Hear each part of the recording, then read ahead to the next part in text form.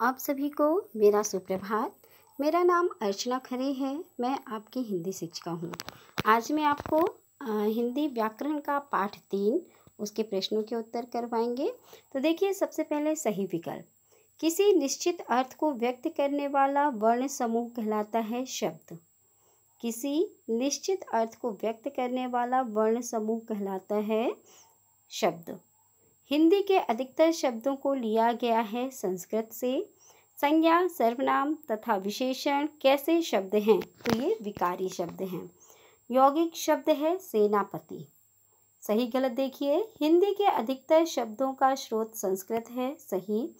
प्रत्येक शब्द एक या एक से अधिक वर्णों से मिलकर बनता है। गलत, क्योंकि एक वर्ण से तो कोई भी शब्द बनता ही नहीं है ना। इसमें लिखा ना एक या एक से अधिक, नहीं, 2 या 2 से अधिक। ठीक है, तब अगर होता तो सही होता है। इसमें है प्रत्येक शब्द एक या एक से अधिक वर्णों से मिलकर बनता है, इसलिए ये गलत है। रचना के आधार पर शब्दों के 4 भेद हैं। गलत। चक्रधर एक योगरूढ़ शब्द है। सही। स्टेशन एक संकर शब्द है। गलत।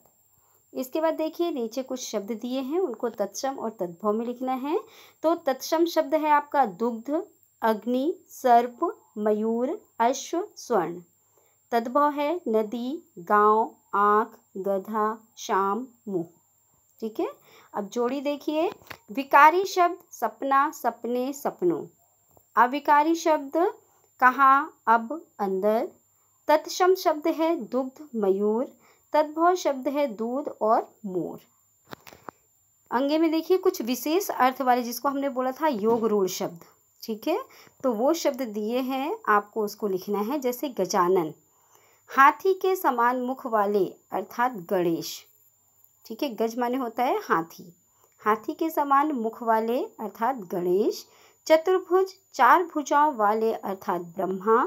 गिरिधर, पर्वत या पहाड़ को धारण करने वाले अर्थात कृष्ण। चक्रधर, चक्र को धारण करने वाले अर्थात विष्णु। अब देखिए प्रश्नों के उत्तर हैं।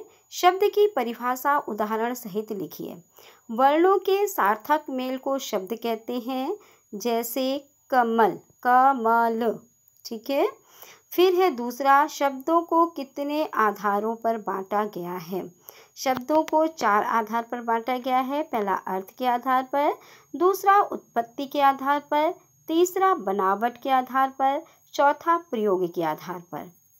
तीसरा प्रश्न है, सार्थक तथा निरर्थक शब्द में अंतर बताइए। उत्तर है, जिन शब्दों का कोई निश्चित अर्थ निकले वह सार्थक है, जिन शब्दों का कोई अर्थ नहीं निकले वह निरर्थक है। तत्सम शब्द किसे कहते हैं? उदाहरण सहित लिखिए।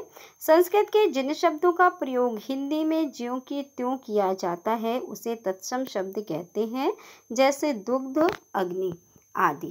इन सभी प्रश्नों के उत्तर को आप पुस्तक में करिएगा, और जो केवल प्रश्नों के उत्तर हैं जो मैंने आपको पेंसिल से लिख के बताए हैं, इनको आप कॉपी पे लिखिएगा, प्रश्नों के उत्तर केवल। बाकी सारे जो एक्सरसाइज है वो आप पुस्तक में ही करके भेजिएगा। धन्यवाद।